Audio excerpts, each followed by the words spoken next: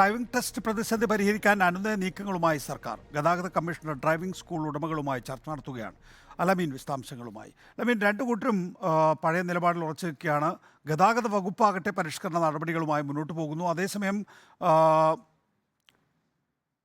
ഈ ഡ്രൈവിംഗ് പഠിപ്പിക്കുന്ന സ്കൂളുകളാകട്ടെ പഴയ നിലപാടിലേക്ക്, അതിനിടയിലൊരു മധ്യ നിലപാടിലേക്ക് വരാൻ കഴിയുമെന്നുള്ളതാണോ പ്രതീക്ഷ?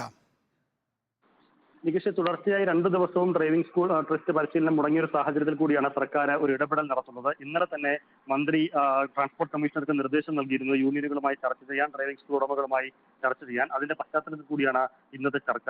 സർക്കാർ കൊണ്ടുവന്ന പരിഷ്കരണ മാനദണ്ഡങ്ങളിലാണ് വലിയ എതിർപ്പ് യൂണിയനുകളും ഡ്രൈവിംഗ് സ്കൂളുകളും പ്രകടിപ്പിച്ചിട്ടുള്ളത്. അതിൽ ചില മാറ്റങ്ങൾക്ക് ഒരുപക്ഷെ സർക്കാർ തയ്യാറായേക്കും. പക്ഷേ പ്രധാനപ്പെട്ട വിവാദമായ ഇളവുകൾ നിബന്ധനകളിൽ നിന്നും തന്നെ ഇളവ് പ്രതീക്ഷിക്കേണ്ടതില്ല. ഒരു ദിവസം കൂടുതൽ ആളുകളെ ടെസ്റ്റിന് വിധേയമാക്കുന്ന തരത്തിലുള്ള നേരിയ തോതിലുള്ള ചില ഇളവുകൾക്ക്, ഒരു വഴങ്ങലുകൾക്ക് സർക്കാർ തയ്യാറാകും. പക്ഷേ അത് എത്ര കണ്ട് സ്കൂളുകളും യൂണിയനുകളും അംഗീകരിക്കുമെന്നുള്ളത് പ്രധാനപ്പെട്ട ഒരു ചോദ്യമാണ്. അതിനിടയിൽ ഇപ്പോൾ കോടതി വിധി കൂടി വരുമ്പോൾ സർക്കാരിന് കുറച്ചുകൂടി കരുത്ത് ലഭിക്കുകയും ചെയ്യും. ഏതായാലും ഡ്രൈവിംഗ് സ്കൂളുകളുടെയും യൂണിയനുകളുടെയും ഡ്രൈവിംഗ് ടെസ്റ്റ് പ്രതിസന്ധി പരിഹരിക്കുന്നതിന് വേണ്ടി ഇപ്പോൾ ചർച്ചകൾ നടന്നുകൊണ്ടിരിക്കുകയാണ്. അലമീനാണ് വിശദാംശങ്ങൾ നൽകുന്നത്.